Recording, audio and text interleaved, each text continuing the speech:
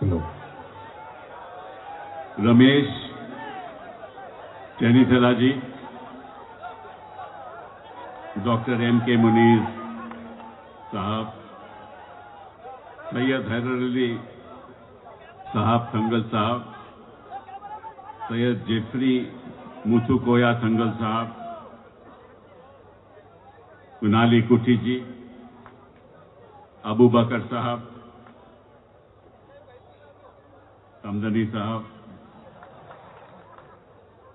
Beni Behanan, Member of Parliament, Sadiq Ali Sahab, Thangal Sahab, distinguished leaders of the UDF present here and distinguished leaders on the stage, other leaders on the stage, and my friends. This is really mind-boggling. This is a mammoth crowd. And as I think and look at the right side, look at the Arabian Sea, it is serene, it is calm, like India should be. But I know that you are worried, and I can tell you that I am worried. I am worried for you. I am worried for the people of my country. And I am worried about the future of India. When India got independence and we became a republic in 1950, when the Prime Minister spoke, people believed him. When the Home Minister spoke, people believed him. When the Foreign Minister spoke, people believed him. From 2014 to 2019, when the Prime Minister speaks, people doubt what he says. When the Home Minister speaks, people worry, is he telling the truth or is he telling a lie? When other ministers speak, we don't know what is their hidden agenda. That is the decline that has taken place in the Indian Republic, and we must stop that decline. ഇതൊരു സാധാരണ സമ്മേളനമല്ല.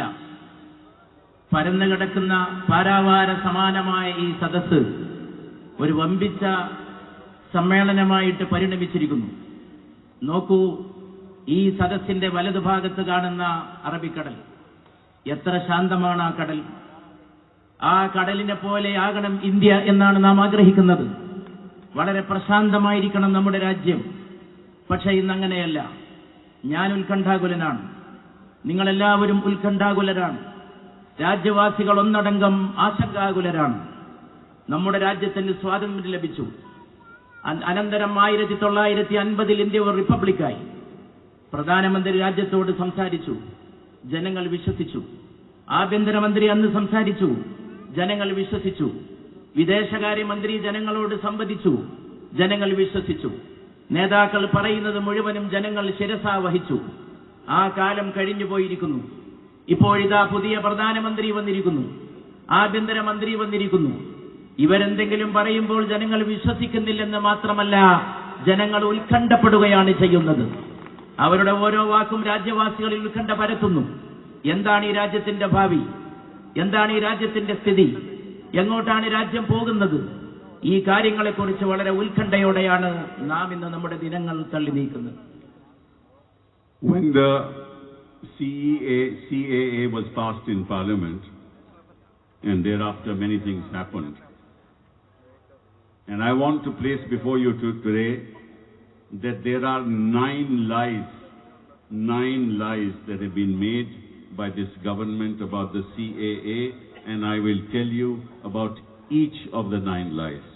First, lie number 1, that is, both the Home Minister and the Prime Minister have said that this is not a discriminatory law. That is lie number 1.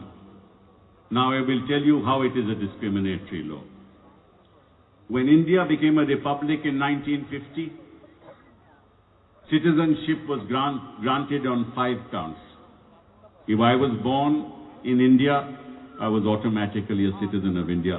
I may have been born a Muslim, I may have been born a Hindu, I may have been born a Buddhist, I may have been born a Christian, But if I was born in India, the Republic of India, I was a citizen of India. It had nothing to do with religion.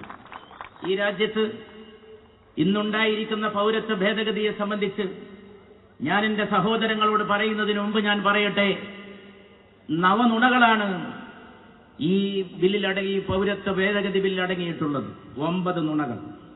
ആ 9 നുണകളിൽ ഓരോ നുണയും എടുത്ത് പരിശോധിക്കുവാൻ ഞാൻ ഇവിടെ നിൽക്കുമ്പോൾ ആഗ്രഹിക്കുകയാണ്. ഒന്നാമത്തെ നുണ, ഈ നിയമം അവതരിപ്പിച്ചവർ പറഞ്ഞു ഇത് പക്ഷപാതപരമല്ല എന്ന്. ഞാൻ പറയുന്നു ഇത് ഏറ്റവും വലിയ നുണയാണ്, ഇത് പക്ഷപാതപരമാണ്.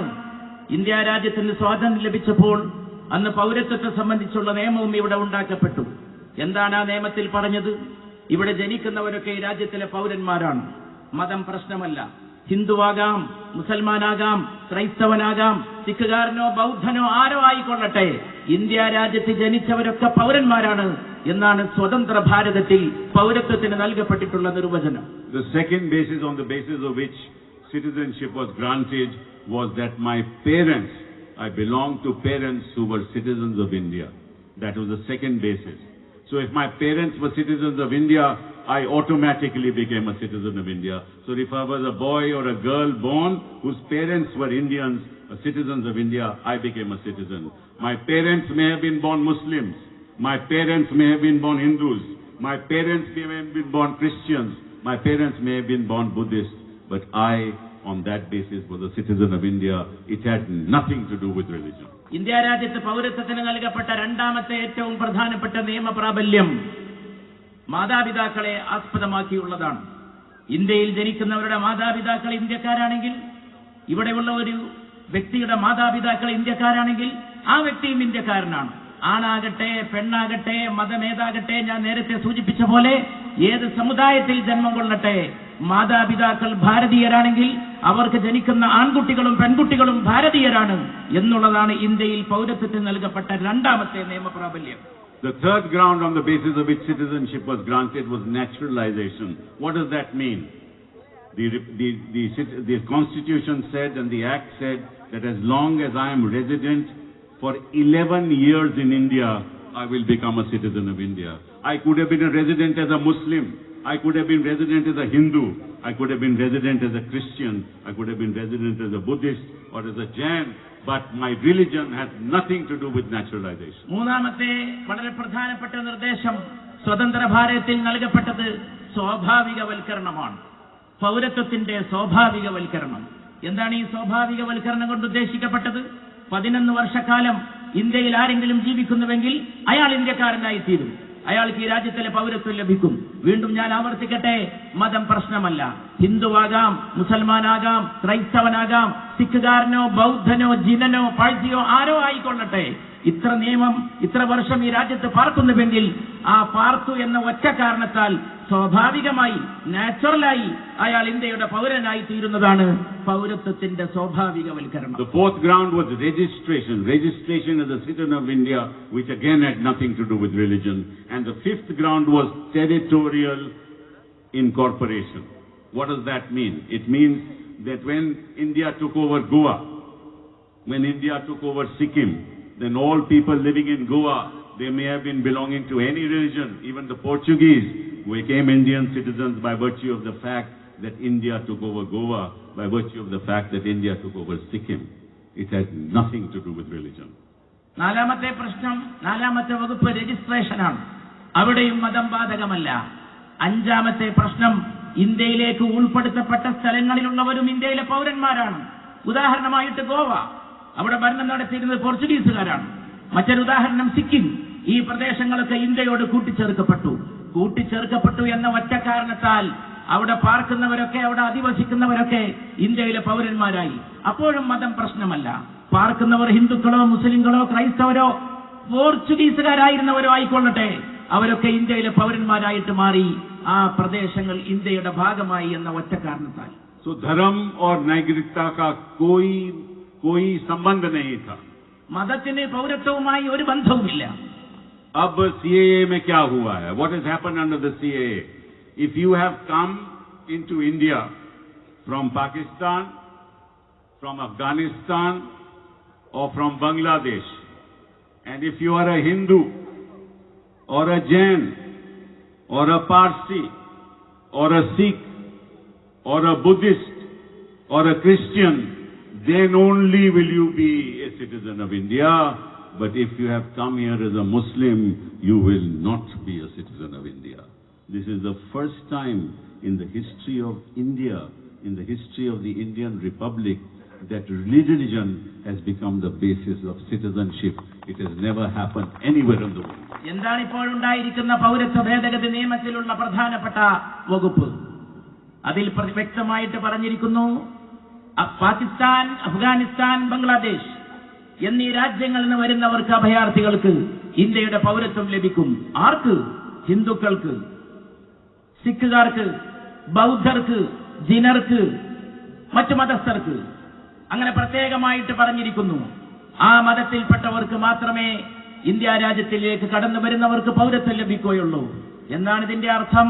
ഒരു പ്രത്യേക മതത്തെ മാറ്റി നിർത്തിയിരിക്കുന്നു. ഞാൻ പറയട്ടെ, സ്വതന്ത്ര ഇന്ത്യയുടെ ചരിത്രത്തിൽ അതാദ്യമാണ്, ഇതം പ്രഥമമാണ് പൗരത്വത്തിന്റെ അടിസ്ഥാന മാനദണ്ഡമായി മതം പരിഗണിക്കപ്പെട്ട ഒരു ദുരവസ്ഥ ചരിത്രത്തിൽ ഇതം പ്രഥമമായിട്ട് സംഭവിച്ചിട്ടുള്ളതാണ്. Therefore, this is the first lie. Modi says and Amit Shah says that CAA is not discriminatory. It is discriminatory against the Muslim community based on religion. That's the first lie. അതാണ് ഞാൻ പറഞ്ഞ ആദ്യത്തെ നുണ. ഈ നിയമം പക്ഷപാതപരമല്ല എന്ന് മോദിയും അമിത്ഷായും പറയുമ്പോൾ ഈ നിയമം തീർത്തും പക്ഷപാതപരമാണ്. കാരണം ഇത് മുസ്ലിംകൾക്കെതിരെ വിവേചനം കാണിക്കുന്നു. പൗരത്വത്തിന്റെ അടിസ്ഥാനം മതമായി നിർദ്ദേശിച്ചുകൊണ്ട് ഒരു പ്രത്യേക മതവിഭാഗത്തോട് വിവേചനം കാണിക്കുന്നു എന്നുള്ളതാണ് ഇതിന്റെ ഏറ്റവും വലിയ പ്രത്യേകത. Second lie. The government says that CAA has nothing to do with the NRC. That is another lie. And let me tell you why. Because in April 2019, Amit Shah said, and I quote, first the CAB will come, then the NRC will come in the entire country. That's the second lie.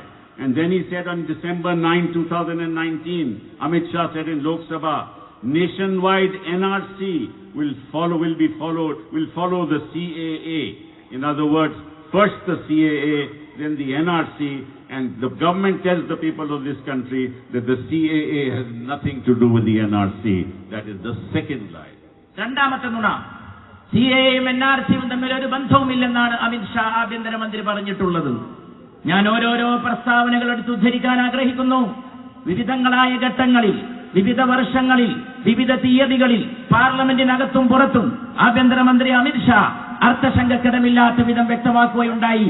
CAA വരും, NRC വരും എന്ന് പറഞ്ഞാൽ ഒന്നിനു പിറകെ മറ്റൊന്നായി പിന്തുടർച്ചയായി വരുമെന്ന് അദ്ദേഹം നേരത്തെ പലകുറി വ്യക്തമാക്കിയിട്ടുണ്ട്. എന്നിട്ട് ഇപ്പോൾ പറയുന്നു രണ്ടും തമ്മിൽ ബന്ധമില്ലെന്ന്.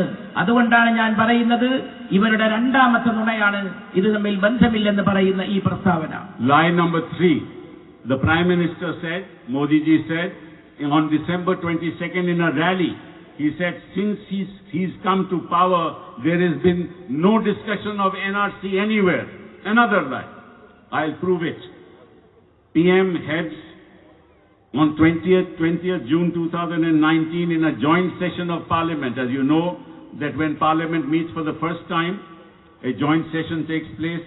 There the President makes an address to the joint session of Parliament. In that session, the President of India said, government has decided to implement the NRC on a priority basis in areas affected by infiltrators. On November 21, 2019, Amit Shah in the Rajya Sabha said the same thing. There have been official announcements of ministers to implement the NRC, and these on the basis of questions asked in Parliament. Therefore, the statement that there has been no discussion, the Prime Minister's statement that there has been no discussion about the NRC since he came to power in 2014 is the third lie. മൂന്നാമത്തെ നുണ പ്രധാനമന്ത്രി മോദി പറയുന്നതാണ്. അദ്ദേഹം പറയുന്നു, ഞാൻ അധികാരത്തിൽ വന്ന ശേഷം, ഞാൻ പ്രധാനമന്ത്രിയായ ശേഷം ഒരിക്കലും എൻആർസിയെ പറ്റി രാജ്യത്ത് ഒരു ചർച്ചയും ഉണ്ടായിട്ടില്ല എന്ന്. വിവിധ ഘട്ടങ്ങളിൽ എൻആർസി ചർച്ച ചെയ്യപ്പെട്ടിട്ടുണ്ട്. ഉന്നതതല യോഗം വിളിച്ചുകൊണ്ട് പ്രധാനമന്ത്രി അവിടെ എൻആർസിയെ കുറിച്ച് പരാമർശിച്ചിട്ടുണ്ട്. പാർലമെന്റിന്റെ സംയുക്ത സമ്മേളനത്തിൽ, രാഷ്ട്രപതി അഭിസംബോധന ചെയ്യുന്ന സംയുക്ത സമ്മേളനത്തിൽ, സെഷന്റെ തുടക്കത്തിൽ അവിടെയും NRCയെ കുറിച്ച് പരാമർശിച്ചിട്ടുണ്ട്. അതിനും പുറമെ വിവിധങ്ങളായ ഔദ്യോഗിക യോഗങ്ങളിൽ പലകുറി അവർ NRCയെ കുറിച്ച് പരാമർശിച്ച ശേഷം ഇപ്പോൾ പറയുന്നു താൻ അധികാരത്തിൽ വന്ന ശേഷം ഒരിക്കലും അതിവിടെ ചർച്ച ചെയ്യപ്പെട്ടിട്ടില്ല എന്ന്. Chautha jhoot, the fourth lie. The Prime Minister and the Home Minister have said that the NRC process has not been legalized. That is also a lie. Why? Because the NRC was conceived in 2003 when Vajpayee ji was in power, when under the 1955 Citizenship Act, under clause 14A, it talked about a national register of Indian citizens, established a national registration authority, and the RGI was to act as the authority, and the rules were already framed thereunder, so that each of us will get a national identity card that was already conceived in 2003 by virtue of an amendment of the law, that is the 1955 Citizenship Act. That is the fourth lie that they have told. നാലാമത്തെ നുണ, ഇതിന്റെ ഈ process, ഇതിന്റെ ഈ പ്രക്രിയ നിയമപരമായി ഇത് ഇന്നോളം പ്രാബല്യത്തിൽ വന്നിട്ടില്ല, നിയമപരമായി അത് നിലവിൽ വന്നിട്ടില്ല എന്നാണ് അവർ പറഞ്ഞിട്ടുള്ള അടുത്ത നുണ. 2003 വാജ്പേയി പ്രധാനമന്ത്രിയായിരുന്ന കാലത്ത് മുതൽ അവർ തുടക്കം കുറിച്ചിട്ടുള്ളതാണിത്. ഈ പൗരത്വത്തിന്റെ ഭേദഗതി അത് നിയമപരമാക്കപ്പെട്ടിട്ടില്ല എന്ന് ഇന്നവർ പറയുമ്പോൾ എത്രയോ വർഷങ്ങൾക്ക് മുമ്പ് അവർ അതിന്റെ നിയമവൽക്കരണത്തിന്റെ പ്രക്രിയക്ക് തുടക്കം കുറിച്ചിരുന്നു എന്ന് ഓരോ തീയതിയും വെച്ചുകൊണ്ട് നമുക്ക് പരിശോധിക്കുവാനും നമുക്ക് പറയുവാനും സാധിക്കും. അതുകൊണ്ട് അവർ പറയുന്ന നാലാമത്തെ നുണയായിട്ട് വേണം ഇതിനെയും നമുക്ക് നിരീക്ഷിക്കാൻ. The fifth lie. The Prime Minister and the Home Minister say that the NRC is yet to start because there is no notification. That too is a lie. Why? Because under clause 4 of the rules of 2003, there has to be a population register to be prepared by collecting information relating to all persons who are usually residing within the jurisdiction of the local registrar. And Riju, that is the Minister of State for Home Affairs, on July 23 in Parliament said, NRC will be based on collection of data made under the scheme of the NPR, that is the National Population Register. Therefore, the enumeration is going to start from April 1 of 2020. That is already notified. The enumeration, local enumeration, street by street, is going to start on April 1, 2020 and must be concluded by September 30, 2020. And they tell the people of this country that the NRC process has not yet started. That is the fifth lie.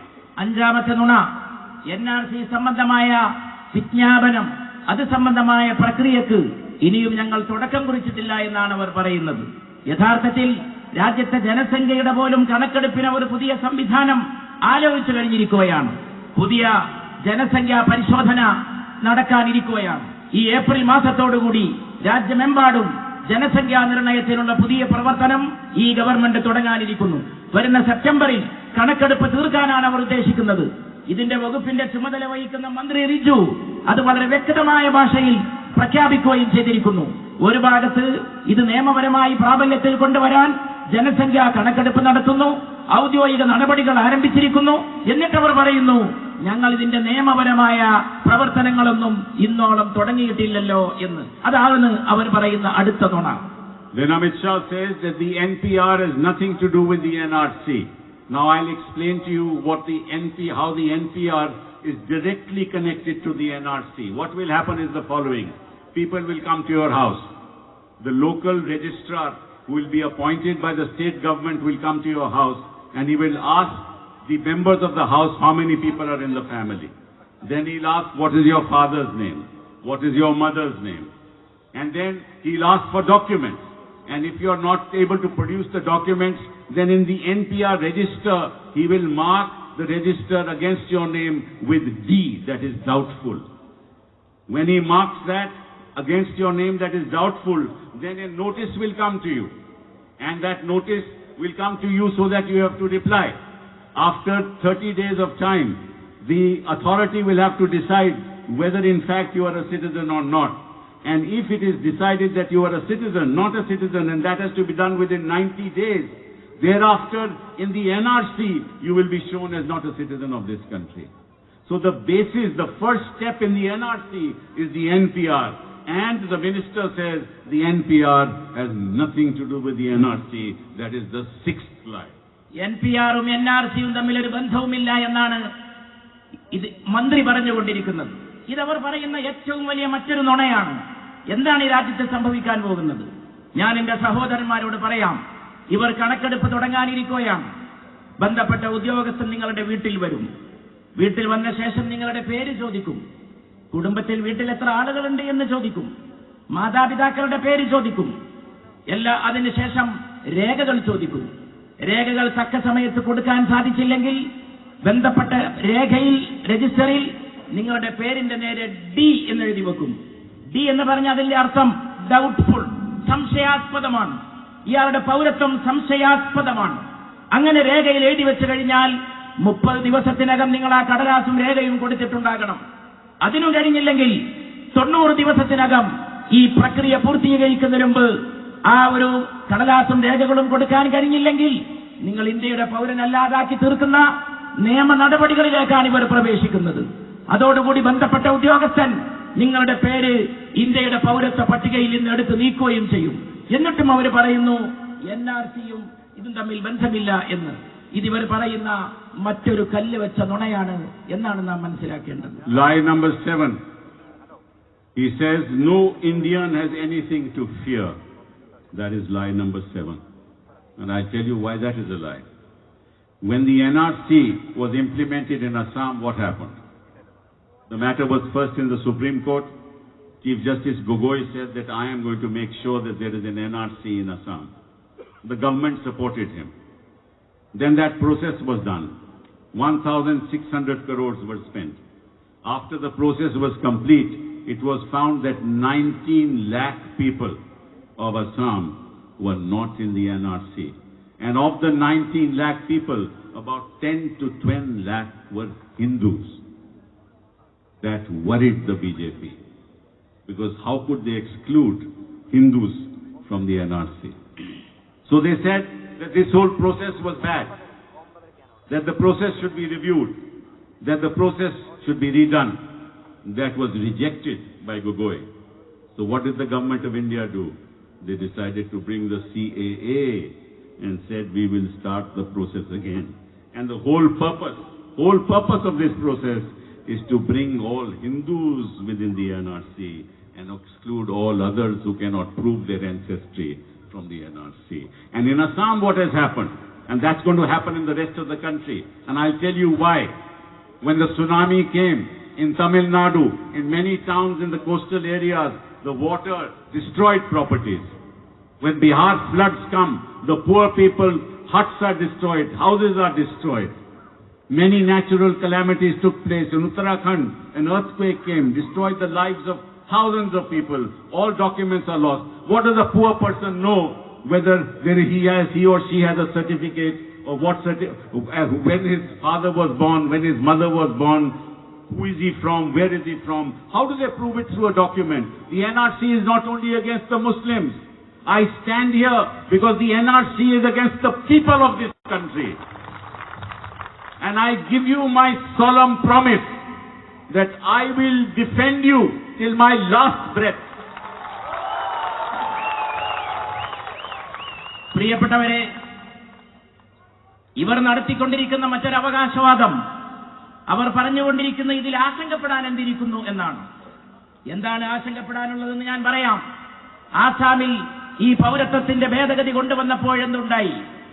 അവിടെ പരിശോധന നടത്തി. Chief justice, രാജ്യത്തിന്റെ ഉന്നതമായ ന്യായാധിപൻ അതിനെ അംഗീകരിക്കുകയും ചെയ്തു. അങ്ങനെ തയ്യാറാക്കപ്പെട്ട പട്ടികയുടെയും തെളിവെടുപ്പിന്റെയും അടിസ്ഥാനത്തിൽ 19 ലക്ഷത്തോളം ഇന്ത്യക്കാർ, ആസാമിലുള്ള ജനങ്ങൾ, അവർ പൗരത്വത്തിന്റെ പട്ടികയ്ക്ക് പുറത്തായി. വളരെ ശ്രദ്ധേയമായ സംഗതി, ആ 19 ലക്ഷത്തിൽ 10 ലക്ഷത്തിൽ കൂടുതൽ പേർ ഹിന്ദുക്കളായിരുന്നു. അത് BJPയെ സ്വാഭാവികമായി ഉത്കണ്ഠാകുലരാക്കി. ഹിന്ദുക്കൾ എങ്ങനെയാണ് ഈ പൗരത്വ പട്ടികയുടെ പുറത്ത് നിർത്തിയിട്ട് അവരെങ്ങനെ അത് കൈകാര്യം ചെയ്യാൻ വേണ്ടിയിട്ടാണ് അവരിപ്പോൾ NRC-യുമായിട്ട് രംഗത്ത് വന്നിട്ടുള്ളത്, ആ മതപരമായ CA-യുമായിട്ട് രംഗത്ത് വന്നിട്ടുള്ളത്. ആ പട്ടികയിൽപ്പെടാത്ത ആളുകളെ കൂടി അതിൽ ഉൾപ്പെടുത്തുവാൻ വേണ്ടി മതപരമായ വിവേചനം യഥാർത്ഥത്തിൽ ഇവിടെ നിർവഹിക്കുവാൻ വേണ്ടിയിട്ടാണ്. ഈ രാജ്യത്തുണ്ടായ ചില സ്ഥിതിവിശേഷങ്ങളിലേക്ക് ഞാൻ നിങ്ങളുടെ ശ്രദ്ധ ക്ഷണിക്കുന്നു. സുനാമി വന്നു, ഭൂകമ്പങ്ങളുണ്ടായി, ദേശീയ ദുരന്തമായി പ്രഖ്യാപിക്കപ്പെട്ട പ്രകൃതി ദുരന്തങ്ങളുണ്ടായി, തമിഴ്നാട്ടിലുണ്ടായി, ഉത്തരാഖണ്ഡിൽ ഉണ്ടായി. വീടുകൾ നഷ്ടപ്പെട്ടവർ, വീടുകൾ ഒഴുകിപ്പോയവർ, കുടിലുകൾ ഭൂമുഖത്തിൽ നിന്ന് തുടച്ചു നീക്കപ്പെട്ടവർ, അവരെവിടെ നിന്നാണ് കടലാസും രേഖയും കൊണ്ടുവരാൻ പോകുന്നത്? തന്റെ പിതാവിന്റെ രേഖ, തന്റെ മാതാപിതാക്കളുടെ രേഖ, തന്റെ പൂർവികരുടെ രേഖ, അതൊന്നും അവർക്ക് എവിടെ നിന്നും ഉണ്ടാക്കിയെടുക്കാൻ സാധിക്കില്ല. അങ്ങനെയുള്ള പാവങ്ങളെ ഉദ്ദേശം വെച്ചുകൊണ്ട് ഇവർ നടത്തുന്ന രാഷ്ട്രീയമായിട്ടുള്ള അഭ്യാസമാണിത്. ഞാൻ നിങ്ങളോട് പറയട്ടെ, ഞാൻ എന്ത് വില കൊടുത്തും ഇതിനെ ചെറുത്ത് തോൽപ്പിക്കുക തന്നെ ചെയ്യുമെന്നും, ഞാൻ നിങ്ങളോടൊപ്പം നിലകൊണ്ട് നിങ്ങളെ രക്ഷിക്കുമെന്നും, ഒടുക്കത്തെ ശ്വാസം വരെ ഇതിനെതിരെ നിങ്ങളോടൊപ്പം ഞാൻ നിലകൊള്ളുമെന്നും എന്റെ ബഹുമാനപ്പെട്ട സഹോദരന്മാരെ അറിയിക്കുവാൻ ഞാൻ ഈ അവസരം ഉപയോഗപ്പെടുത്തുകയാണ്. Now, what will the local registrar do? He will send people to a mohalla, to a gully, and he will know that these people are voting against the NDA. So against their names, he will mention D. They will become doubtful. They will maybe Dalits. They may be members of the Samajwadi Party. They may be members of the Congress Party. They may be Muslims. They may be anybody. But they will all be against the NDA. And most of them will be marked D, so that their names go out of the electoral roll and they can't vote against Modi. ഈ പരിശോധനക്കിടയിൽ ഇനി സംഭവിക്കാനിരിക്കുന്ന മറ്റൊരു ദുരന്തം എന്താണ്? ഇവർ പരിശോധനയ്ക്ക് വേണ്ടി ഗ്രാമങ്ങളിൽ വരുന്നു, മൊഹല്ലകൾ സന്ദർശിക്കുന്നു. ഈ ഗവൺമെന്റിന്റെ ഉദ്യോഗസ്ഥർ, ഈ അധികൃതർ വരുന്നു, ചില ആളുകളെ പ്രത്യേകമായിട്ട് നോട്ടമിടുന്നു. ഇവർ വോട്ട് ചെയ്തതാണ്, NDAക്കെതിരെ വോട്ട് ചെയ്ത ഒരാളുടെ വീട്ടിലെത്തുന്നു. മുസ്ലിങ്ങളുടെ പേരിൽ മാത്രമല്ല വിവേചനം, രാഷ്ട്രീയമായിട്ടും വിവേചനം നടക്കുന്നു. അയാൾ സമാജ്വാദിക്കാരനാണ്, ഇയാൾ കോൺഗ്രസുകാരനാണ്, മോദിക്കെതിരെ വോട്ട് ചെയ്ത ആളാണ്. അങ്ങനെയുള്ള ആളുകളുടെ പേരിന്റെ നേരെയും പട്ടികയിൽ D ചേർക്കുന്നു. ഡൗട്ട്ഫുൾ. അയാളുടെ പൗരത്വം സംശയിക്കപ്പെടണമെന്ന സൂചന കൊടുക്കുന്നു. എന്തിന്റെ പേരിൽ? രാഷ്ട്രീയം, അഭിപ്രായം മാറിയതിന്റെ പേരിൽ. അങ്ങനെ മോദിക്കെതിരെ വോട്ട് ചെയ്തവരെയും പട്ടികക്ക് പുറത്തു നിർത്താനുള്ള ഒരു പുതിയ രാഷ്ട്രീയ അഭ്യാസമാണ് ഇവർ ഈ പൗരത്വത്തിന്റെ ഭേദഗതിയിലൂടെ, അത്രമാത്രം ജുഗുപ്സാവഹമായ നീക്കമാണ് ഇതിലൂടെ ഇവർ നടത്തുന്നത് എന്ന് നാം തിരിച്ചറിയേണ്ടിയിരിക്കുന്നു. गरीब आदमी धक्के खाएगा, जाएगा कहां? यहाँ महिलाएं बैठी हुई हैं घर में, वो जाएंगी कहां? वकील के पास जाएंगी? 30 दिन में वकील मिलेगा? पैसे होंगे? उनके पास तो कोई साधन ही नहीं है। आज के दिन गरीब आदमी के पास साधन नहीं है। साधन केवल प्रधानमंत्री के पास है। सब गरीब आदमी के पास कोई साधन नहीं है। वो कहां जाएगा? भड़केगा, वो जा ही नहीं पाएगा। और जब उसकी रिप्रेजेंटेशन नहीं होगी, डॉक्यूमेंट्स नहीं होंगे, तो निश्चित रूप से कहलाया जाएगा कि तुम तो इस देश के नागरिक ही नहीं हो, तो जाओ तुम डिटेंशन सेंटर में जाओ. ഈ രാജ്യത്തെ പാവങ്ങൾ എവിടെ പോകും? അവരുടെ കയ്യിൽ എന്താണുള്ളത്? അവരെ സഹായിക്കാൻ ആരാണുള്ളത്? വക്കീലിനെ കാണാൻ പാവപ്പെട്ടവർ പോകണമെങ്കിൽ വക്കീലിനെ കാണാനുള്ള കാശും പണവും അവരുടെ കയ്യിൽ ഉണ്ടാകുമോ? ഇന്ന് ഈ നാട്ടിലെ ജനങ്ങളുടെ കയ്യിൽ കാശും വിഭവങ്ങളും ഇല്ലല്ലോ. വിഭവങ്ങളുള്ളത് പ്രധാനമന്ത്രിയുടെ കയ്യിൽ മാത്രമാണ്. അവരെയാണോ സമീപിക്കേണ്ടത്? ഇവിടുത്തെ പാവപ്പെട്ടവർ ഈ ബന്ധപ്പെട്ട അധികൃതരെ സമീപിച്ചാൽ ഒരുപക്ഷെ അവർ കൈമലർത്തിക്കൊണ്ട് പറയാൻ പോകുന്ന മറുപടി, നിങ്ങൾ ഈ രാജ്യത്തെ പൗരന്മാരല്ല, ഡിറ്റൻഷൻ സെന്ററിലേക്ക് പോകൂ, നിങ്ങൾക്ക് വേണ്ടി കരുതി വെക്കപ്പെട്ട തടവറകളിലേക്ക് പോകൂ എന്നതായിരിക്കും ഇന്ത്യയിലെ പാവപ്പെട്ടവരോട് നാളെ അധികൃത സ്ഥാനത്തിരിക്കുന്ന ഇവർ പറയാൻ പോകുന്ന കാര്യം. Lie number 8. Modi says there are no detention centers in India. Solemnly, Prime Minister of India says there are no detention centers. On January 9, 2019, Union of India sent general consolidated instructions for construction of detention centers. Union of India to Karnataka High Court on November 28, 2019 in an affidavit filed for declaring foreign nationals illegally staying in India that you must construct detention centers. This was written in 2014, followed up in 2018. And in November 2019, 29 people died in Assam's detention centers. 29 people died. And that was stated by the Minister of State of Home Affairs in the Rajya Sabha.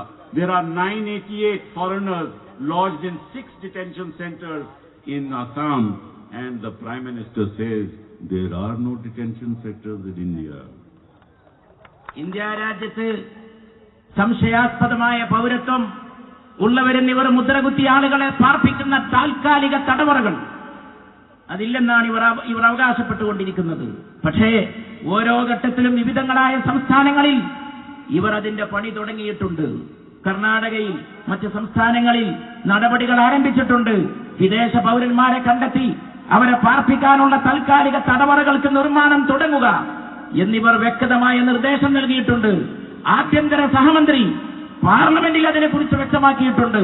രാജ്യത്ത് നിർമ്മിക്കപ്പെടുന്ന താൽക്കാലിക തടവറകളെക്കുറിച്ച് ഇവിടുത്തെ ജനങ്ങളെ പൗരത്വം നിഷേധിക്കപ്പെട്ട ശേഷം പാർപ്പിക്കാവുന്ന തടവറകളുടെ നിർമ്മാണം തുടങ്ങിയ ശേഷം ഇവർ പറയുന്നു ഇന്ത്യയിൽ അങ്ങനെയുള്ള തടവറകളോ മറ്റോ ഞങ്ങൾ നിർമ്മിക്കാൻ ഉദ്ദേശിക്കുന്നില്ല എന്ന്. ഇതാകുന്നു അവരുടെ അടുത്ത നുണ. Lie number 9. The Prime Minister says that no force has been used against those who are demonstrating against the CAA. He says no force has been used.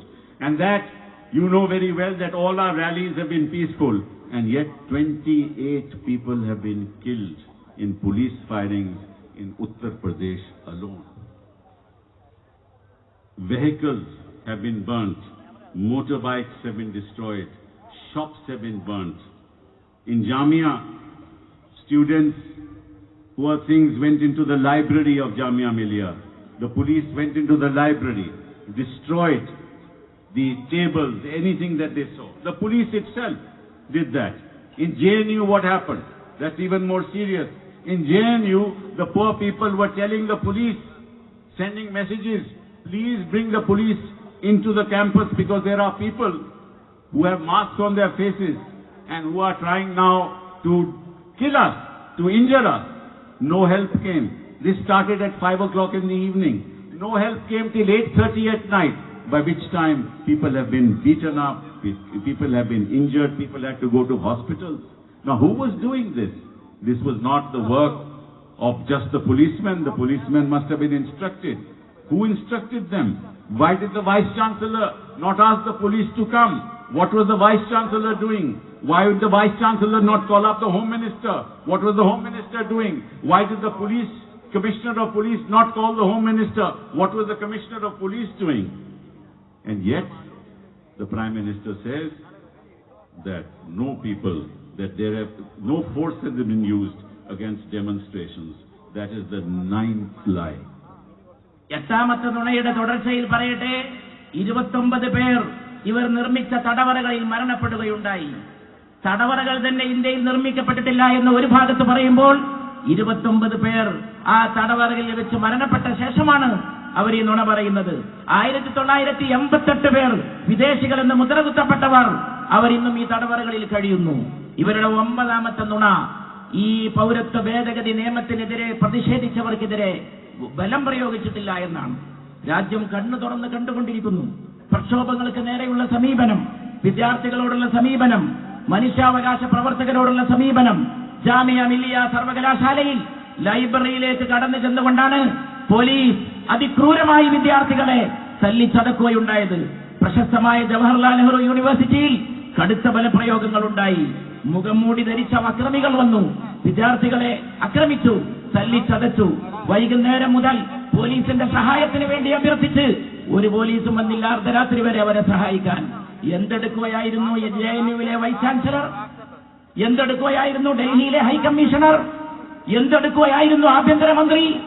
ഇതൊക്കെ ചെയ്ത ആളുകൾ പ്രക്ഷോഭം നയിച്ചവർക്കെതിരെ, പ്രക്ഷോഭത്തിൽ പങ്കെടുത്തവർക്കെതിരെ ഒരു ബലപ്രയോഗവും ഉണ്ടായിട്ടില്ലെന്ന് പറയുമ്പോൾ അത് ഇത് സംബന്ധമായി ഇവർ പറയുന്ന 9ാമത്തെ നുണയാണ് എന്ന് നാം മനസ്സിലാക്കുന്നു. This is not a Citizens Amendment Act. I can tell you this. This is not a Citizens Amendment Act.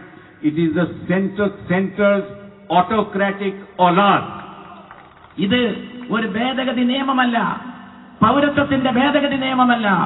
ഇത് കേന്ദ്രം ഭരിക്കുന്ന സർക്കാരിന്റെ ഏകഛത്രാധിപത്യ നടപടി മാത്രമാണ് എന്നാണ് ഞാൻ അതിനെ ഉന്നയിക്കാൻ ഉദ്ദേശിക്കുന്ന ആരോപണം. CAA stands for Center's Autocratic Aulad. ഈ CAA എന്ന് പറഞ്ഞാൽ സെൻട്രൽ ഓട്ടോക്രാറ്റിക് അലാക്ട് എന്നാകുന്നു അതിന് കൊടുക്കേണ്ടത്. This is the Arabian Sea. We will not rest in peace till such time as the CAA is thrown into the Arabian Sea. ഇത് അറബിക്കടലാണെങ്കിൽ, ഈ വലതുഭാഗത്ത്, ഈ സദസ്സിന്റെ വലതുഭാഗത്ത് കിടക്കുന്നത് അറബിക്കടലാണെങ്കിൽ ഈ CIA പിച്ചി ചീന്തി അറബിക്കടലിന്റെ ആഴങ്ങളിലേക്ക് വലിച്ചെറിയുന്ന ദിവസം വരെ നാം വിശ്രമിക്കുകയില്ല എന്ന് ഇത് സംബന്ധമായി നാം പ്രഖ്യാപിച്ചു കൊള്ളട്ടെ. अभी तो मैंने CAA की बात की क्योंकि मैं आपको बताना चाहता था कि असलियत क्या है, सच क्या है, झूठ क्या है, क्योंकि हमारे आज के दिन ये जो लोग बैठे हुए हैं सत्ता में, ये कभी सच तो बोलते ही नहीं, ये हमेशा झूठ बोलते हैं. तो ये जरूरी था कि आज मैंने आंकड़ों के साथ, फैक्ट्स के साथ आपको ये बताया कि ये सब जो प्रचार हो रहा है, असली झूठ का प्रचार ये सरकार कर रही है हम लोगों के ऊपर, और हम इससे लड़ेंगे और ऐसा लड़ेंगे कि इस सरकार जैसे वो तीनों साल एक्सटेंट हो जाते हैं ना, ये सरकार भी एक्सटेंट हो जाएगी. ഈ മഹത്തായ സദസ്സിൽ ഞാൻ CAA കുറിച്ച് ഇത്രത്തോളം ഇതുവരെയും പറഞ്ഞത് സത്യമെന്താണ് വ്യാജമെന്താണ് എന്ന് വ്യക്തമാക്കാൻ വേണ്ടിയാണ്. കാരണം ഈ ആളുകൾ ഒരിക്കലും സത്യം പറയുന്നവരല്ല. ഇവർക്ക് സത്യം പറയുന്ന രീതി അറിഞ്ഞുകൂടാ. ഇവർ കള്ളം മാത്രം പറയുന്നതാണ്. അതുകൊണ്ട് ഇതിലെന്താണ് സത്യം, യഥാർത്ഥ നുണ എന്താണ്, അത് വ്യക്തമാക്കുവാനാണ് ഞാൻ ഈ സമയം വിനിയോഗിക്കുകയുണ്ടായത്. എന്റെ സഹോദരങ്ങളുടെ മുമ്പിൽ ഇത്രയും സമയം ഇവർ പറയുന്ന നുണകളെ വിശദീകരിക്കുവാനും അതിന്റെ സത്യാവസ്ഥ വിശദീകരിക്കുവാനും ഞാൻ ഈ സമയം വിനിയോഗിക്കുകയുണ്ടായി. അവസാനം ഇനി ഉണ്ടാകാൻ പോകുന്നത് ദിനോസറുകൾക്ക് ജീവനാശം വന്ന പോലെ ഈ ആളുകൾക്കും നാളെ സംഭവിക്കാൻ പോകുന്നത് അവരുടെ വംശനാശമാണ്. അങ്ങനെ ഒരു വർഗമില്ലാതെയായി തീർന്ന് ഈ രാജ്യത്തിൽ നിന്ന് അവർ തുടച്ചു നീക്കപ്പെടുകയാണ് ഇവിടെ സംഭവിക്കാൻ പോകുന്നത്. एक आग्रह करना चाहता हूं मैं आपसे कि ये कोई लड़ाई कोर्ट से सीमित नहीं है, ये लड़ाई बड़ी लंबी लड़ाई है, क्योंकि कोर्ट में मामले कभी इधर हो जाते हैं, कभी उधर हो जाते हैं. हमें भी मालूम किस तरह मामले जाएंगे, लेकिन इन तानाशाही सरकार के साथ हम सब इकट्ठा मिलकर लड़ेंगे, चाहे हिंदू हो, मुसलमान हो, ईसाई हो, बौद्ध हो, जैन हो, इकट्ठा होकर लड़ना है. और मैं आपको सच बताता हूं कि कांग्रेस पार्टी ने ये समझ लीजिए एक वचन ले लिया है कि कुछ भी हो कांग्रेस पार्टी इसको लीड करेगी और इसके साथ सब लोगों को जोड़ेगी. നാം ഇതിനെ ചെറുത്ത് തോൽപ്പിക്കുക തന്നെ ചെയ്യും. നാം ഇതിനോട് ഏറ്റുമുട്ടുക തന്നെ ചെയ്യും. ഈ പൗരത്വ ഭേദഗതിയെ തോൽപ്പിക്കുക തന്നെ ചെയ്യും. അതിനാണ് നാം ഉറച്ചു കഴിഞ്ഞിട്ടുള്ളത്. പക്ഷേ ഈ സമരം, ഈ പടപ്പുറപ്പാട് അത് കോടതിയുടെ അകത്തളങ്ങളിൽ മാത്രം ഒതുങ്ങുന്നതല്ല. കോടതിയുടെ സ്ഥിതി നമുക്കറിയാം. ചിലപ്പോൾ ഇപ്പുറത്താകും, ചിലപ്പോൾ അപ്പുറത്താകും. കോടതിയിൽ പലതും സംഭവിച്ചു എന്ന് വരും. പക്ഷേ ഇത് കോടതിയുടെ പുറത്ത് ഇന്ത്യൻ ജനത ഒറ്റക്കെട്ടായി നടത്തുന്ന സമരമാണ്. എല്ലാ മതസമുദായങ്ങളിലും പെട്ടവർ ഒന്നിച്ചു നിന്നുകൊണ്ട് ഐക്യത്തോടെ ഏകോദര സഹോദര ഭാവേന ഇതിനെതിരായി രാജ്യവ്യാപകമായ പ്രക്ഷോഭത്തിൽ പങ്കെടുത്തുകൊണ്ട് ഇതിനെ ചെറുത്ത് തോൽപ്പിക്കുക തന്നെ ചെയ്യും എന്നാണ് നാം ദൃഢനിശ്ചയം ചെയ്തിട്ടുള്ളത്. അതോടൊപ്പം ഞാനൊരു കാര്യം പറയട്ടെ. കോൺഗ്രസ് ഇന്ത്യയുടെ ജനതയ്ക്കൊരു വാക്ക് കൊടുത്തിട്ടുണ്ട്. ഇതിനെതിരെ ജനങ്ങളെ സംഘടിപ്പിച്ച് ഒറ്റക്കെട്ടായി ഇതിനെ ചെറുത്ത് തോൽപ്പിക്കുമെന്നതാണ് കോൺഗ്രസ് നൽകിയിട്ടുള്ള വാക്കെങ്കിൽ ആ വാക്ക് കോൺഗ്രസ് പാലിക്കുക തന്നെ ചെയ്യും എന്നാണ് അത് സംബന്ധമായിട്ട് എനിക്ക് പറയുന്നത്. प्रधानमंत्री जी कहते हैं कि कांग्रेस पाकिस्तान के साथ जुड़ी हुई है. अब जब रात को प्रधानमंत्री जी सोते हैं तो इनको सपना पाकिस्तान का आता है. जब सुबह उठते हैं तो पाकिस्तान का सपना तब भी खत्म होकर उठते हैं और पाकिस्तान को देखते हैं. और जब सभा में जाते हैं तो पाकिस्तान की बात करते हैं. इनको हिंदुस्तान तो दिखता ही नहीं. ഈ പ്രധാനമന്ത്രി പറയുന്നത് കോൺഗ്രസ് പാകിസ്ഥാനുമായി ചേർന്നുകൊണ്ട് ഇതിനെ എതിർക്കുന്നു എന്നാണ്. നമ്മുടെ പ്രധാനമന്ത്രിയുടെ അവസ്ഥ, അദ്ദേഹം ഉറങ്ങാൻ കിടന്നാൽ പാകിസ്ഥാനെയാണ് കിനാവ് കാണുന്നത്. പുലരുമ്പോൾ പാകിസ്ഥാനെ പറ്റി ഓർത്തുകൊണ്ട് ഉറക്കമെണീക്കുകയും ചെയ്യുന്നു. സമ്മേളനങ്ങളിൽ ചെല്ലുമ്പോൾ പാകിസ്ഥാനെ പറ്റി പ്രസംഗിക്കുന്നു. ഉറക്കത്തിൽ പാകിസ്ഥാൻ, ഉണർച്ചയിൽ പാകിസ്ഥാൻ, വാക്കിലും പാകിസ്ഥാൻ. ഇന്ത്യയെക്കുറിച്ച് ചിന്തിക്കാനോ പറയാനോ കഴിയാത്തത് കൊണ്ടാണ് ഇങ്ങനെയുള്ള ദുരുപദിഷ്ടമായ ആരോപണങ്ങൾ ഉന്നയിക്കുന്നത് എന്നാണ് അതേക്കുറിച്ച് നമുക്ക് മനസ്സിലാക്കാൻ സാധിക്കുന്നത്. असली बात तो यह है कि इनको मालूम नहीं कि हिंदुस्तान की समस्या को कैसे खत्म किया जाए. इतनी भारी समस्या हमारे सामने खड़ी हुई हैं. There are so many problems that are facing our country. Our young people don't have employment. Our GDP growth is going to be less than 5%. Subramanian says that in fact the growth is going to be 2.5%. The consumption levels are down. People don't have money in their pockets. People don't have jobs. So Children are worried what's going to happen to them. There are no real education facilities of quality education. Higher education institutions are giving less money. So he doesn't want to think about the problems of India. He wants to think about the problems of Pakistan. എന്തുമാത്രം പ്രശ്നങ്ങളിലൂടെയാണ് നമ്മുടെ രാജ്യം കടന്നു പോകുന്നത്. അതേക്കുറിച്ച് ചിന്തിച്ച് പരിഹാരം കാണേണ്ട ഭരണാധികാരികളും പ്രധാനമന്ത്രിയുമാണ് ഈ രീതിയിൽ സംസാരിക്കുകയും പെരുമാറുകയും ചെയ്യുന്നത്. ഇന്ത്യയിലെ ചെറുപ്പക്കാർക്ക് തൊഴിലില്ല. ഇന്ത്യയിലെ GDP-യുടെ വളർച്ചാ നിരക്ക് വളരെയേറെ താഴോട്ട് പോയിരിക്കുന്നു. ഈ അടുത്ത ദിവസം സുബ്രഹ്മണ്യം അത് വ്യക്തമായ കണക്കുകളിലൂടെ പുറത്തു പറയുകയുണ്ടായി. രാജ്യത്തെ ജനങ്ങളുടെ കയ്യിൽ പണമില്ല, തൊഴിലില്ല, ദാരിദ്ര്യത്തിലേക്ക് തള്ളപ്പെടുന്നു.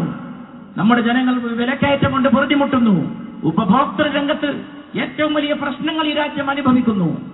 ഈ പ്രശ്നങ്ങൾ പരിഹരിക്കാൻ ബാധ്യസ്ഥനായ പ്രധാനമന്ത്രി ഇന്ത്യൻ ജനതയുടെ, ഇന്ത്യൻ യുവാക്കളുടെ സമസ്യകൾ പരിഹരിക്കുന്നതിന് വേണ്ടി രംഗത്തിറങ്ങേണ്ട പ്രധാനമന്ത്രിയാണ്. രാജ്യത്തെക്കുറിച്ചോ രാജ്യവാസികളെക്കുറിച്ചോ രാജ്യം നേരിടുന്ന പ്രശ്നങ്ങളെക്കുറിച്ചോ കാമ എന്ന് ഉരിയാടാതെ നാഴികക്ക് 40 വട്ടം പാകിസ്ഥാനെ പറ്റി സംസാരിച്ചുകൊണ്ടിരിക്കുന്നത്. ഇത് അങ്ങേയറ്റം നിർഭാഗ്യകരമാണ്. जो भी सरकार होती है उसको अपने नागरिकों की रक्षा करनी चाहिए. Any government in this country has to protect its own people, and that has been happening since India became a republic.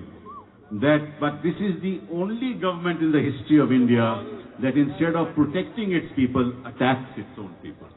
ഏത് ഗവൺമെന്റിന്റെയും പ്രഥമ ബാധ്യത അതിന്റെ പൗരന്മാരെ സംരക്ഷിക്കുക എന്നതാണ്. ഇത് രാജ്യത്ത് ഭരണകൂടങ്ങളുടെ, ഈ ലോകത്ത് ഭരണകൂടങ്ങളുടെ പ്രഥമ ബാധ്യതയാണ്. ഭരണീയരാകുന്ന പൗരന്മാർക്ക് സുരക്ഷ പ്രദാനം ചെയ്യുക.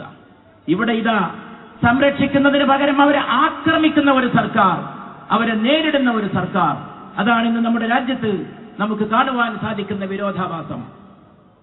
ये हमारे प्रधानमंत्री नहीं है, प्रधान संतरी हैं. ये संतरी बनकर लोगों पे आक्रमण करवाते हैं और हम देख रहे हैं दलितों के खिलाफ कैसा आक्रमण इन्होंने करवाया. रोहित वेमुला को बेचारे को सुइसाइड करना पड़ा. अखलाक की कहानी आप जानते हैं. ऊना में क्या हुआ आप जानते हैं. कठुआ में, कश्मीर में क्या हुआ आप जानते हैं. और ये लोग जो हिंसा करते हैं उनका बचाव करते हैं और जो बेचारे पीड़ित हैं उनके खिलाफ केस करते हैं. ഇത് പ്രധാനമന്ത്രിയല്ല, പ്രധാന തന്ത്രിയാണ്. രാജ്യത്തെ ജനങ്ങളെ രക്ഷിക്കുന്നതിന് പകരം അവർക്ക് നേരെ ആക്രമണം അഴിച്ചുവിടുന്ന ഒരു ഭരണാധികാരി. ദളിതരോടെന്ത് സമീപനം സ്വീകരിക്കുന്നു, ന്യൂനപക്ഷങ്ങളോടെന്ത് സമീപനം സ്വീകരിക്കുന്നു. എന്തുകൊണ്ടാണ് രോഹിത് വെമുല എന്ന വിദ്യാർത്ഥി ചെറുപ്പക്കാരൻ ഈ രാജ്യത്ത് ആത്മഹത്യ ചെയ്യേണ്ടി വന്നത്? എന്താണ് അഖ്ലാഖ് ഹുസൈന് സംഭവിച്ചത്? എന്താണ് ഉന്നാവിൽ സംഭവിച്ചത്? പെൺകുട്ടികൾക്കെതിരെയുള്ള അക്രമങ്ങൾ എന്താണ്? അതുകൊണ്ട് രാജ്യത്തെ രക്ഷിക്കുന്ന പ്രധാനമന്ത്രിയല്ല, രാജ്യത്തെ ജനങ്ങളെ നേരിടുന്ന ആക്രമിക്കുന്ന സമീപനമാണ് ഭരണാധികാരിയുടെ ഭാഗത്ത് നിന്നുണ്ടായിക്കൊണ്ടിരിക്കുന്നത്. हमारे Ravishankar Prasad ji minister of law हैं और Amit Shah ji minister of disorder हैं. നമ്മെ സംബന്ധിച്ചിടത്തോളം സാധാരണഗതിയിൽ ആഭ്യന്തരമന്ത്രി നിയമസമാധാനത്തിന്റെ ആഭ്യന്തരമന്ത്രിയാണ്. ഇവിടെ നിയമസമാധാന ലംഘകനായ, നിയമസമാധാനം ഇല്ലാതെയാക്കുന്ന ഒരു ആഭ്യന്തരമന്ത്രിയെ നമുക്ക് കാണാൻ സാധിക്കും. यहाँ क्या कर रहे हैं? गवर्नर को यहाँ पेश कर क्या कर रहे हैं? मुझे बताइए. मैं इनसे पूछना चाहता हूँ, आपने इसको यहाँ क्यों भेजा? इसका मकसद क्या था? इसके पीछे सोच क्या थी? कि इनको मालूम है कि आप लोगों को कोई यहाँ जगह, इन लोगों को कोई यहाँ जगह नहीं मिलेगी केरला में. ये तो मुझे विश्वास है. ഈ കേരളത്തിൽ എന്താണ് സംഭവിക്കുന്നത്? ഇവിടെ ഒരു ഗവർണറെ പറഞ്ഞയച്ചിരിക്കുന്നു. എന്തിനാണ് ഇദ്ദേഹത്തെ നിങ്ങൾ ഇങ്ങോട്ട് പറഞ്ഞയച്ചിട്ടുള്ളത്? ഞാൻ ചോദിക്കാൻ ആഗ്രഹിക്കുകയാണ്. എന്താണ് ഇതിന്റെ പിന്നിലുള്ള ഉദ്ദേശം? ഇങ്ങനെയുള്ള ഒരാളെ നിയോഗിച്ചതിന്റെ പിന്നിലുള്ള കാര്യക്രമം എന്താണ്? ഏതായാലും ഒരു കാര്യം എനിക്ക് ഉറപ്പുമുണ്ട്, ഇങ്ങനെയുള്ളവർക്കുള്ള ഇടമല്ല കേരളം എന്ന് കേരളത്തിലെ ജനങ്ങൾ വ്യക്തമായി മനസ്സിലാക്കി കഴിഞ്ഞിരിക്കുന്നു. मैं आरिफ मोहम्मद खान साहब मेरे बड़े दोस्त हैं, बड़े पुराने दोस्त हैं. मैं उनसे कहना चाहता हूं कि जरा कोशिश कर लो, थोड़ा संविधान भी पढ़ लिया करो. ആരിഫ് മുഹമ്മദ് ഖാൻ സാഹിബ് എന്റെ സുഹൃത്താണ്, ഒരു പഴയ സുഹൃത്താണ്. ഞാൻ അദ്ദേഹത്തിന് ഒരു ചെറിയ ഉപദേശം നൽകാൻ ഇത്രയേ ഉള്ളൂ. ഭരണഘടന ഒന്ന് വായിച്ച് പഠിക്കാൻ ഇത്തിരി സമയം കണ്ടെത്തണം. और अगर पढ़ के समझ नहीं आ रहा तो मुझे बुला लेना. मैं അങ്ങനെ ഭരണഘടന വായിച്ചിട്ട് മനസ്സിലാകുന്നില്ലെങ്കിൽ എന്നെ വിളിച്ചോളൂ, ഞാൻ പറഞ്ഞു തരാം എന്ന് ഞാൻ അദ്ദേഹത്തെ അറിയിച്ചു. अब हमारे प्रधानमंत्री जी की विचित्र बातें हैं. प्रधानमंत्री जी हमारे कमाल के आदमी हैं, क्योंकि ये एक बात करते हैं फिर भूल जाते हैं. बात कहते हैं वो भूल जाते हैं. आपको याद होगा जब इन्होंने नोटबंदी का फैसला किया, डिमोनेटाइजेशन का फैसला किया, you remember that. What did the Pradhan Mantri say? He said that now there will be no fake notes in this country. There will be no black money in this country. There will be no terrorism in this country. Because the source of terrorism is money. Right? And please give me 50 days. If I do not resolve the problem in 50 days, call me to any Chauraha and impose any punishment on me. प्रधानमंत्री जी, मैं उस चौराहे का इंतजार कर रहा हूं. कौन से चौराहे पे हम आए और कौन सी सजा आपको मिलनी चाहिए. ना आप चौराहे पे आएंगे, ना आपको सजा मिलेगी, क्योंकि तब से लेकर आज तक 8 नवंबर 2016 से लेकर आज तक इन्होंने कभी डिमोनेटाइजेशन का नाम नहीं लिया, क्योंकि इनको मालूम था कि इन्होंने देश के आम नागरिक की जिंदगी खत्म कर दी, बर्बाद कर दी, व्यापारी की जिंदगी बर्बाद कर दी, गरीब आदमी की जिंदगी बर्बाद कर दी. ഈ പ്രധാനമന്ത്രി എന്തൊരു പ്രധാനമന്ത്രിയാണ് ഇന്ന് നമ്മുടെ മുമ്പിലുള്ളത്. എല്ലാം മറക്കുന്ന പ്രധാനമന്ത്രി. രാത്രി ഒന്ന് പറയുന്നു, പുലർകാലത്തത് മറക്കുന്നു. ഒരു സുപ്രഭാതത്തിൽ അദ്ദേഹം നോട്ട് നിരോധിച്ചു. നോട്ട് നിരോധിച്ചപ്പോൾ അദ്ദേഹം പറഞ്ഞു, എനിക്കല്പം സമയം തരൂ, കള്ളപ്പണമില്ലാതെയാകും, ഭീകരവാദമില്ലാതെയാകും. ഭീകരവാദത്തിന് സൗകര്യം ചെയ്തു കൊടുക്കുന്നത്, വിഭവങ്ങൾ നൽകുന്നത് കള്ളപ്പണമാണ്. ഞാൻ നോട്ട് നിരോധിക്കുക വഴി കള്ളപ്പണം മാത്രമല്ല ഭീകരവാദവും അമർ ചെയ്യും. ഒരു 19 ദിവസം തരൂ എന്ന് അദ്ദേഹം ഇന്ത്യൻ ജനതയോട് ആവശ്യപ്പെട്ടു. ആ ദിവസങ്ങൾക്കകം ഈ കള്ളപ്പണവും ഭീകരവാദവും ഇല്ലാതെയായില്ലെങ്കിൽ ഏത് വിചാരണ മണ്ഡപത്തിലേക്കെങ്കിലും എന്നെ വിളിച്ചുകൊള്ളൂ, എനിക്ക് നിങ്ങൾ ഉദ്ദേശിക്കുന്ന ശിക്ഷ നൽകൂ എന്നാണ് അദ്ദേഹം പറഞ്ഞത്. ദിവസങ്ങൾ ഒരുപാട് കഴിഞ്ഞു പോയിരിക്കുന്നു. ഏതാണ് ആ വിചാരണ മണ്ഡപം? എവിടെ വെച്ച് എന്ത് ശിക്ഷയാണ് നിങ്ങൾക്ക് നൽകേണ്ടത്? നിങ്ങൾക്ക് ശിക്ഷയും ലഭിക്കാൻ പോകുന്നില്ല, നിങ്ങൾ വിചാരണ മണ്ഡപത്തിലേക്ക് വരാനും പോകുന്നില്ല. ജനങ്ങളോട് പറഞ്ഞ അവകാശവാദങ്ങൾ നോട്ട് നിരോധിക്കുന്നതിലൂടെ നിങ്ങൾ ഈ രാജ്യത്തെ ജനങ്ങളെ നശിപ്പിച്ചു, നിങ്ങൾ ഇവിടുത്തെ പൗരന്മാരെ നശിപ്പിച്ചു, ഇവിടുത്തെ പാവങ്ങളെ തകർത്തു, ഇവിടുത്തെ വ്യാപാരികളെ തകർത്തു, നിങ്ങൾ ഈ രാജ്യത്തെ തന്നെ തകർത്തു ആ നോട്ട് നിരോധനത്തിലൂടെ എന്നാണ് ഇപ്പോൾ അവസാന ബാക്കി പത്രത്തിൽ നമുക്ക് മനസ്സിലാക്കുവാൻ സാധിക്കുന്നത്. 2014 से इसकी नीति क्या है? क्या कर रहे हैं 2014 से?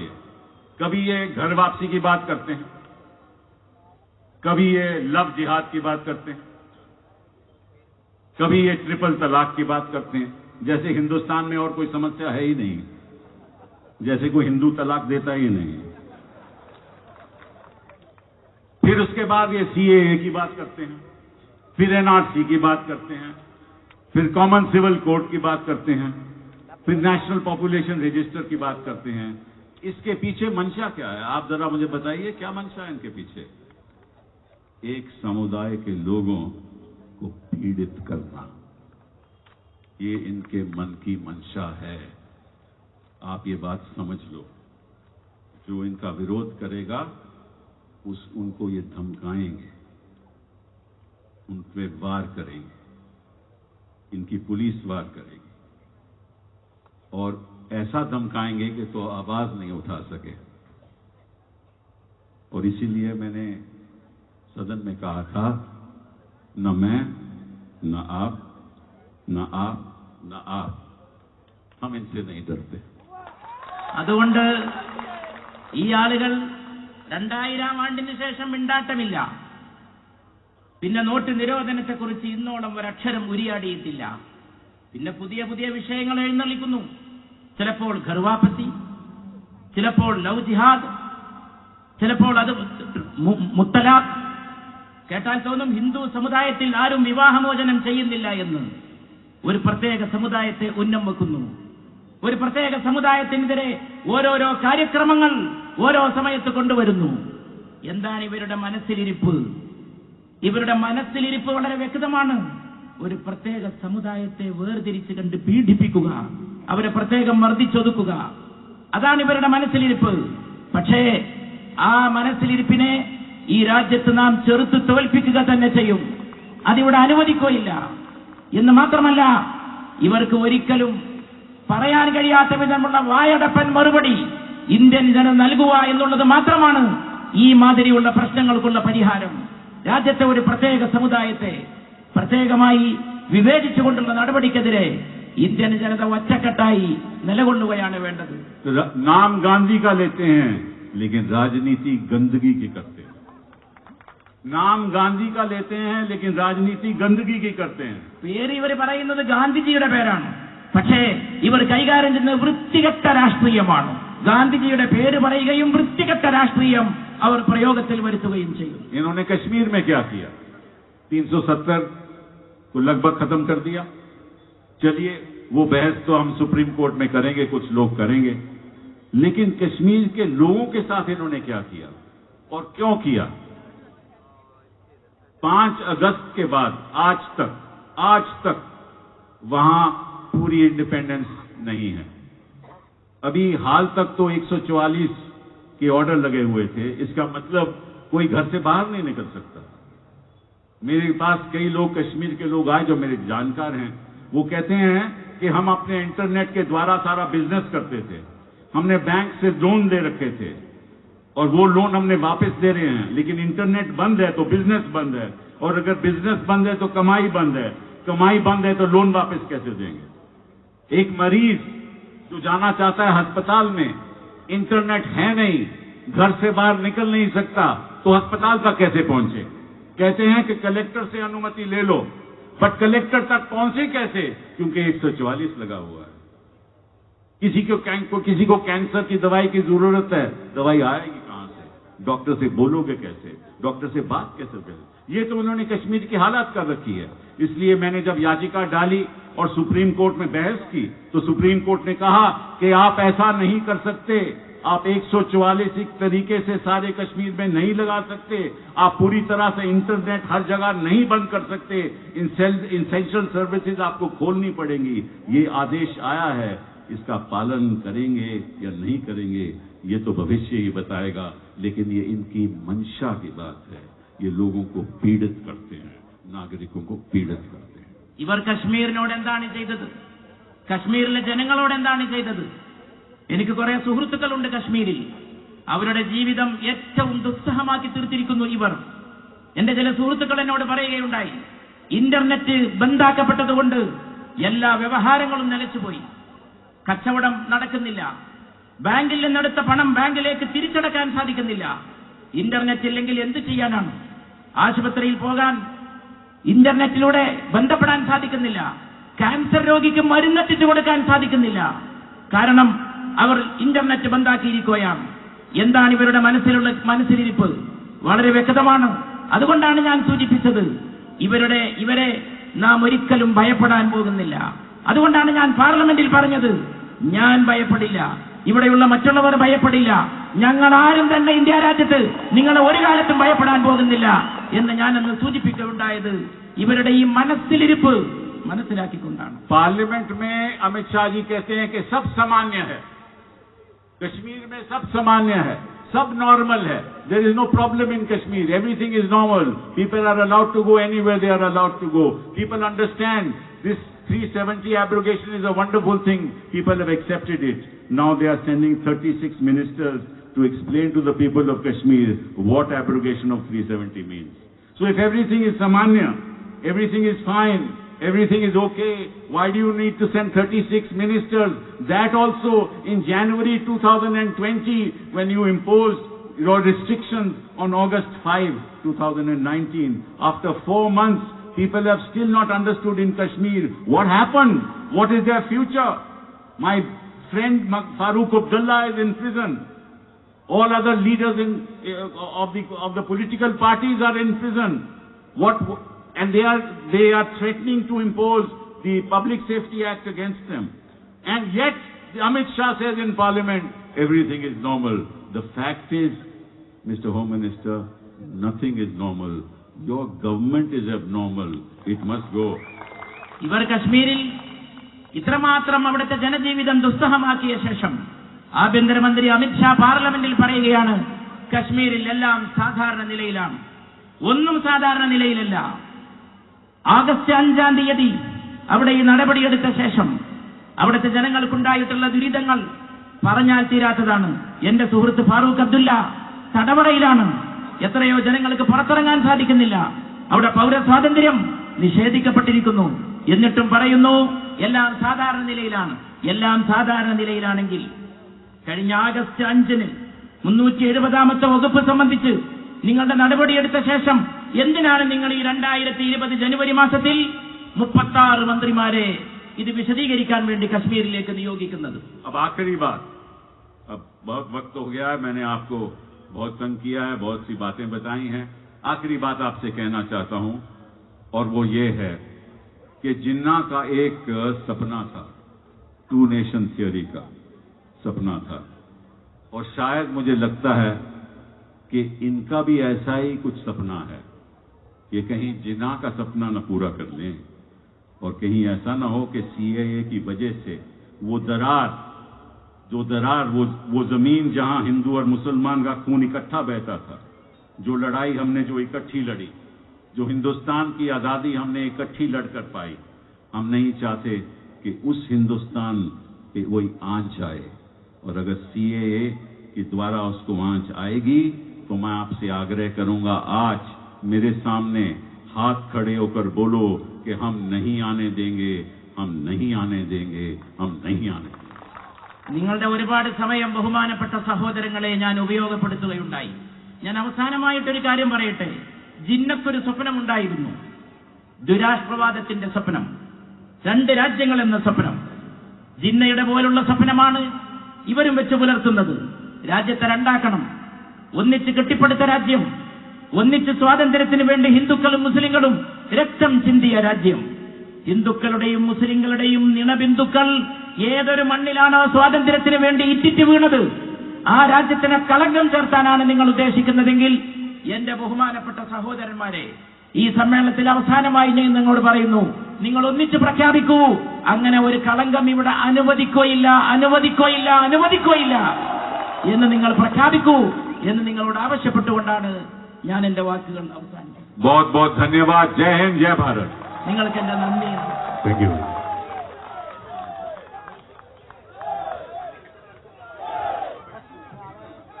ഒരു പ്രത്യേകമായ അറിയിപ്പുള്ളത്,